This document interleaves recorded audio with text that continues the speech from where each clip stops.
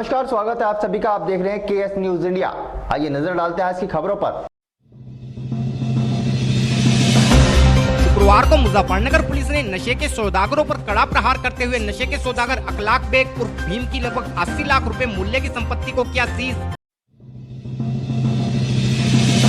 शुक्रवार को मुजफ्फरनगर के हिंदू संगठन पदाधिकारी नगर के ब्यूटी पार्लर संचालकों पर लगाम लगाने की मांग को लेकर फिर पहुंचे कचहरी। शुक्रवार को इंडियन मेडिकल एसोसिएशन की मुजफ्फरनगर शाखा के पदाधिकारियों ने पूरे देश में डॉक्टरों पर हो रहे हमलों पर कड़ा रोष जताते हुए दोषियों पर कड़ी कार्रवाई की मांग को लेकर देश के प्रधानमंत्री को संबोधित ज्ञापन राज्य मंत्री श्री कपिल देव अग्रवाल को सौंपा। शुक्रवार को मुजफ्फरनगर के गांव साहौली से जिला कचहरी पहुंचे एक युवक ने विगत 15 जून को गांव में हुई मारपीट के मामले में खुद को पीड़ित बताते हुए प्रशासन से लगाई दोषियों पर कार्यवाही की गुहार। शुक्रवार को पुरकाजी क्षेत्र के गांव कोलाहेड़ के ग्रामीणों ने गांव में चल रही चकबंदी प्रक्रिया पर रोष जताते हुए जिला प्रशासन से की मामले में उचित कार्यवाही की मांग।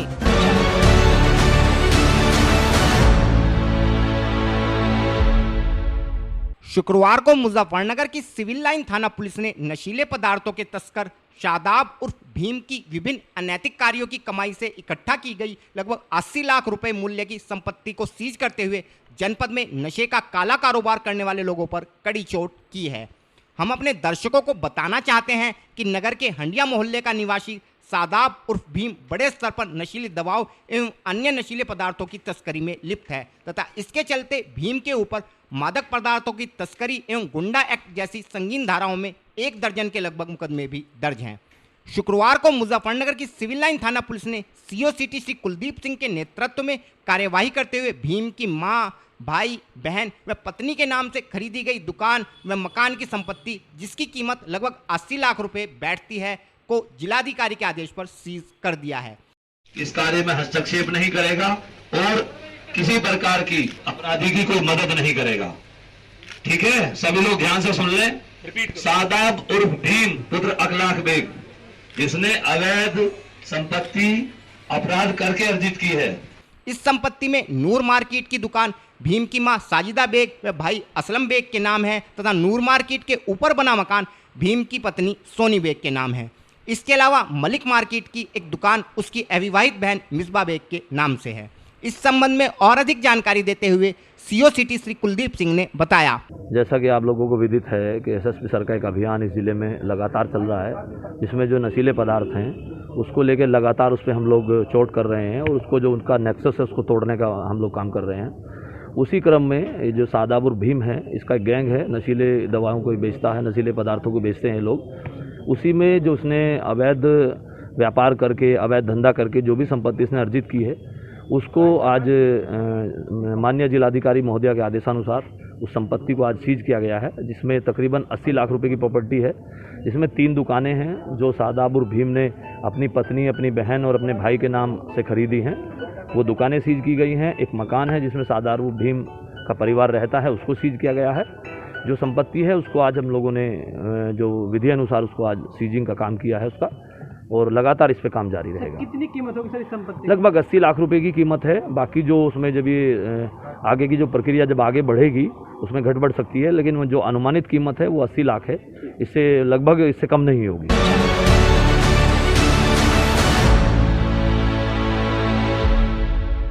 शुक्रवार को मुजफ्फरनगर के विभिन्न हिंदू संगठनों के कार्यकर्ताओं एवं पदाधिकारियों का एक प्रतिनिधिमंडल कचहरी स्थित जिलाधिकारी कार्यालय पर पहुंचा तथा कुछ दिनों पूर्व नगर के हिंदू संगठनों द्वारा ब्यूटी पार्लरों को लेकर दिए गए ज्ञापन के विषय में प्रशासन को पुनः स्मरण कराते हुए फिर से इस मामले में उचित कार्यवाही का अनुरोध जिला प्रशासन से किया।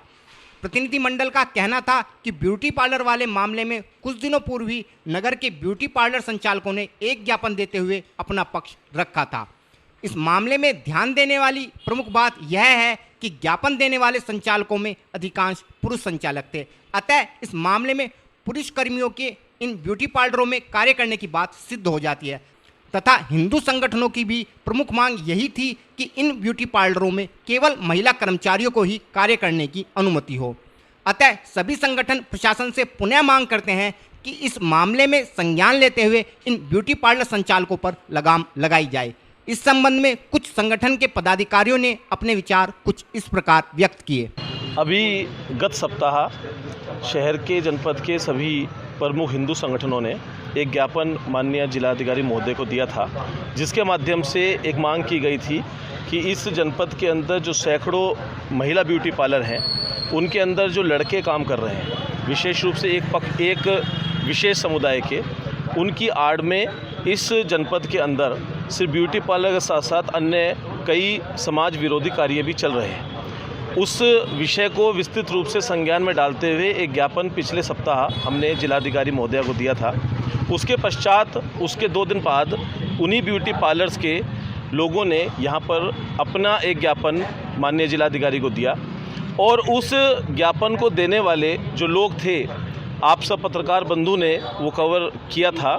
आप देख सकते हैं कि पिछले कुछ वर्षों के अंदर उनकी शहर की आपराधिक गतिविधियों में किस प्रकार से संलिप्तता थी। साथ ही साथ जो चीज़ की हमने मांग की थी, उन्होंने अपने ज्ञापन के माध्यम से उसकी पुष्टि की। हम लोगों ने जो मांग की थी कि जो ब्यूटी पार्लर के संचालक हैं वे पुरुष नहीं होने चाहिए, वे महिला होनी चाहिए, और उस दिन ज्ञापन देने वाले जो लोग थे उसमें 90% से अधिक पुरुष थे। तो ये हमारी विशेष रूप से प्रशासन से आज हम वार्ता करने आए थे कि जो ज्ञापन हम लोगों ने दिया है, उस ज्ञापन के प्रतिफल में उन लोगों ने उस पर क्या कार्रवाई की है, और जिस प्रकार से ये शहर की जो भ्रम फैलाने वाले जो ये लोग हैं, जो यहाँ पर एक कथाकथित रूप से अपने आप को सम्मानित ब्यूटी पार्लर कहकर यहाँ ज्ञापन देने आए थे, उन लोगों को विशेष रूप से संज्ञान में लेते हुए उन पर भी कार्रवाई करें, और जो हमने ज्ञापन दिया था उस ज्ञापन के ऊपर बहुत जल्द अपनी कार्रवाई करने का कष्ट करें। और हिंदू संगठन इस चीज़ के लिए, क्योंकि दिन प्रतिदिन रोज़ कहीं ना कहीं चर्चाओं में है यह विषय, और इस पर कोई अपना विशेष प्रदर्शन करने के फिर अपने विचार में भी। ये हिंदू संगठनों के एक प्रतिनिधि मंडल जो यहाँ पे आज आया हुआ है डीएम साहब से मिलने, वो पार्लर के विषय में आया हुआ है। जो शहर में ब्यूटी पार्लर महिलाएं चलाती हैं, उन ब्यूटी पार्लरों में ज़्यादातर जो हैं पुरुष रखे जाते हैं। जो वहाँ के कार्यकर्ता होते हैं वो ज़्यादातर पुरुष होते हैं। इसी विषय पे अभी पिछले हफ्ते एक ज्ञापन डीएम महोदय को दिया गया था।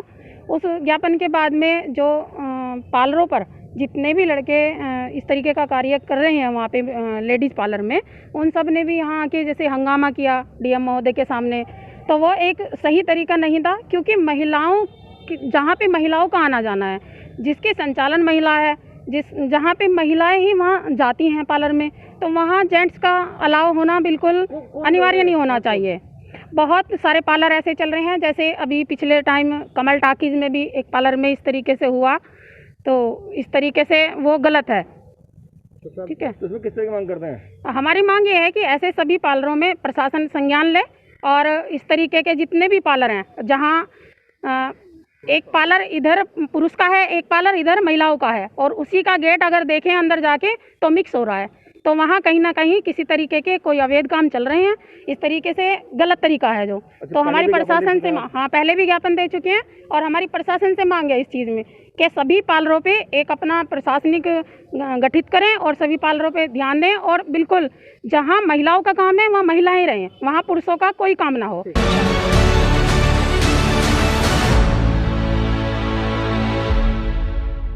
शुक्रवार को मुजफ्फरनगर में इंडियन मेडिकल एसोसिएशन की मुजफ्फरनगर शाखा के पदाधिकारियों का एक प्रतिनिधिमंडल मुजफ्फरनगर विधायक एवं राज्य मंत्री श्री कपिल देव अग्रवाल के आवास पर पहुंचा तथा पूरे देश में डॉक्टरों पर हो रहे हिंसात्मक हमलों पर कड़ा रोष जताते हुए इन हमलों पर रोक लगाने एवं हमलों के दोषियों पर कड़ी कार्यवाही की मांग को लेकर देश के प्रधानमंत्री को संबोधित एक ज्ञापन श्री कपिल देव अग्रवाल को सौंपा। डॉक्टरों का कहना था कि पूरे देश में मरीजों एवं उनके तीमारदारों द्वारा जरा सी बातों पर ही डॉक्टरों एवं उनके स्टाफ के ऊपर हमला कर दिया जाता है तथा हिंसक भीड़ द्वारा पूरे हॉस्पिटल में तोड़फोड़ कर भय का माहौल उत्पन्न कर दिया जाता है। भीड़ द्वारा किए गए इस कार्य से डॉक्टरों को जान व माल दोनों की हानि का सामना करना पड़ता है, लेकिन डॉक्टर फिर से सब कुछ भूलकर लोगों के इलाज में लग जाता है। अतः इस मामले में सरकार द्वारा डॉक्टरों को सुरक्षा प्रदान करते हुए हमले के दोषियों पर कड़ी कार्यवाही की जानी चाहिए।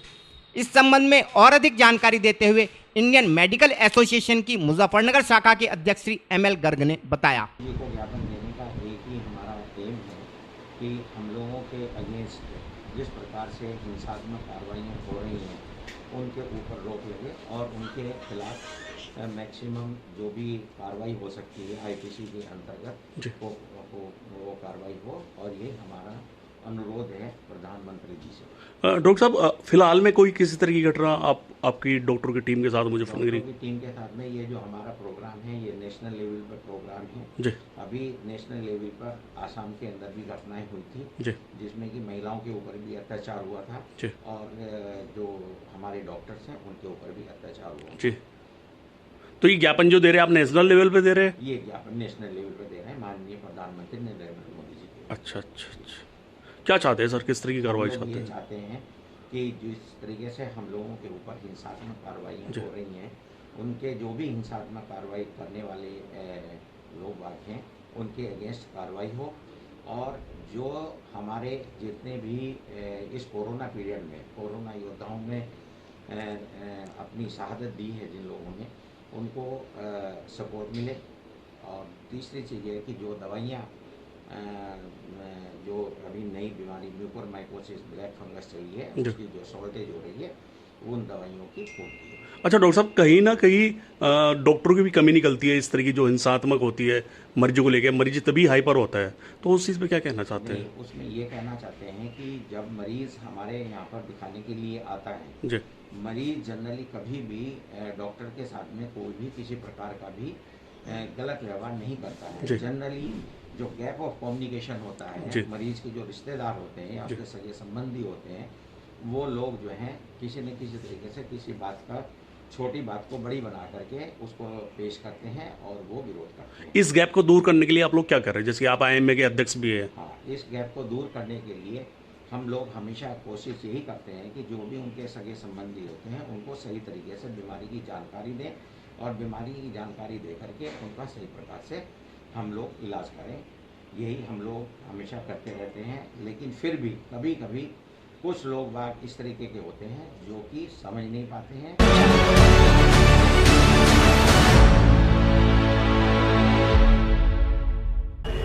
वक्त हो चला है KS न्यूज इंडिया में एक छोटे से ब्रेक का।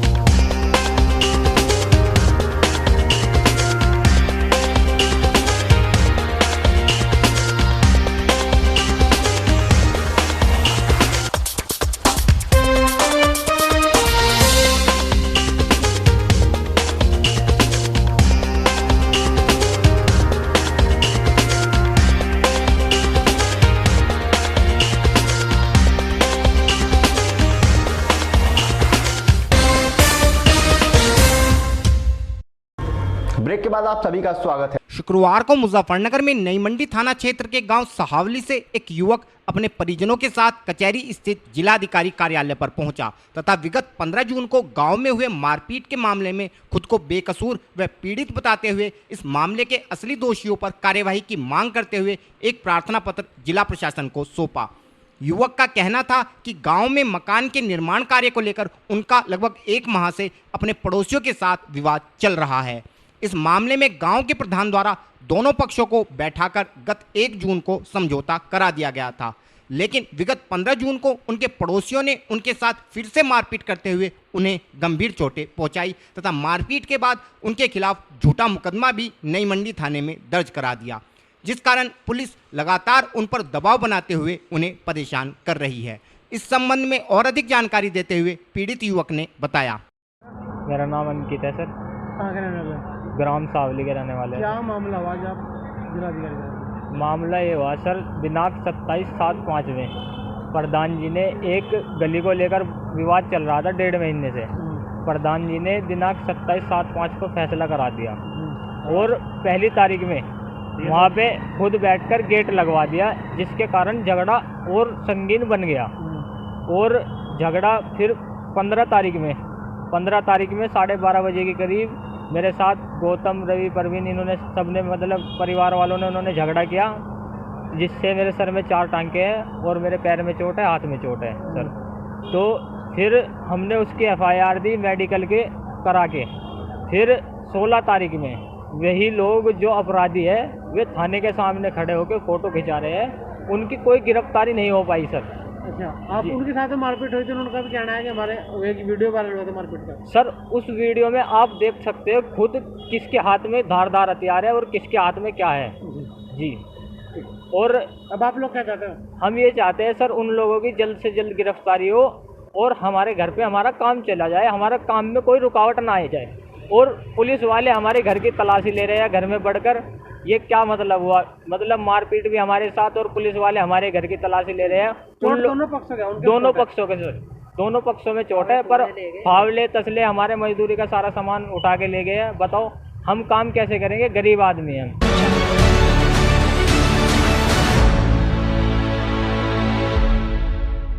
शुक्रवार को मुजफ्फरनगर में पुरकाजी क्षेत्र के गांव कोलाहेड़ी निवासी ग्रामीण राष्ट्रीय किसान मजदूर संगठन के बैनर तले कचहरी स्थित जिलाधिकारी कार्यालय पर पहुंचे तथा गांव में चल रही चकबंदी प्रक्रिया में धांधली का आरोप चकबंदी अधिकारियों पर लगाते हुए इस मामले में उचित कार्यवाही की मांग को लेकर धरना प्रदर्शन कर एक ज्ञापन अपर जिलाधिकारी को सौंपा।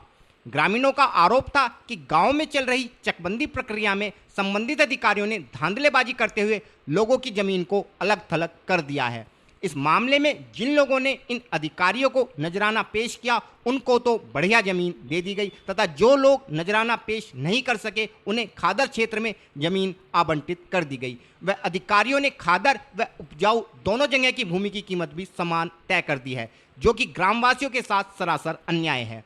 इस संबंध में और अधिक जानकारी देते हुए एक पीड़ित एवं संगठन के पदाधिकारी ने बताया। आज मेरा नाम सुशील है, गांव मेरा सिंबालकी है, ग्राम अध्यक्ष हूँ सिंबालकी का।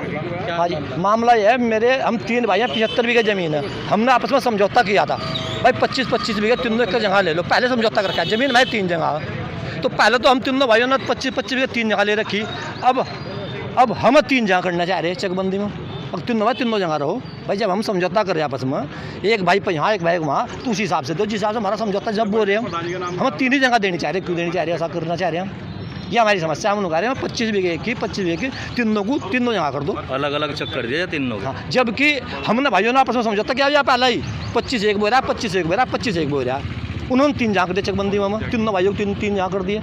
ये हमारी समस्या है। चकबंदी में मांग क्या करते हैं, हमारा एक जगह करो 25 का 25 भाई। हम 75 इकट्ठी तो नहीं मांग रहे, जबकि समझौता भाइयों ने कर रखा है हमने तीनों भाइयों ने 25 एक जगह दे दो, 25 एक जगह दे दो, ऐसा ही हम बोल रहे हैं। हम नाम पर दीजिए, एक भाई को दे दिया। हाँ, अब मैं क्या कर रहे हैं, मैं कर रहे तीनों को 8 या 24 8.5 बीघे 3 जगह दे रहे हैं। तो आप चाहते हैं क्या नाम आपका? श्रीकांत त्यागी, राष्ट्रीय किसान मजदूर संगठन का जिलाध्यक्ष। अच्छा, धरना दे रखा है, क्या है मामला? कोलाहेड़ी गांव जो पुरकाजी ब्लॉक में पड़ता है, वहाँ पर चकबंदी चल रही है। एसीओ स्तर पर चकबंदी चली थी और जो एसीओ जो साहब थे उन्होंने किसानों को क्या करा, कच्चे तो रफली तो दिखा दिया कुछ भी, मतलब तुम किसान के तेज में तुम्हारे चक सही काट दिए, लेकिन जो उन्हें पक्का करा उसमें जो है एक चक के तो 2 कर दिए। कीमत एक सी कर दी, रेत की भी कीमत वही है जो रेतीली ज़मीन थी और जो बढ़िया ज़मीन थी उसकी भी कीमत वही है। मान लिया 80 पैसे है तो दोनों के 80 पैसे कर दी। किसानों का इतना बड़ा शोषण है, पैसे लेना शुरू कर दिया वहाँ से। जिसने पैसे दे दिया उसका सही चक लगा दिया, जिस पर पैसे नहीं देने को आए उसका जो है खराब चक दे दिया। धरना दे रखा है, किस मांग को लेकर धरना दिया? यही है कि सभी किसानों का जो है सही तरीका चकबंदी करी जाए, धांधलेबाजी बिल्कुल ना करी जाए, पैसा बंद हो, जो चक जिसका सही बैठ रहा उसको उसी हिसाब से चक दिया जाए।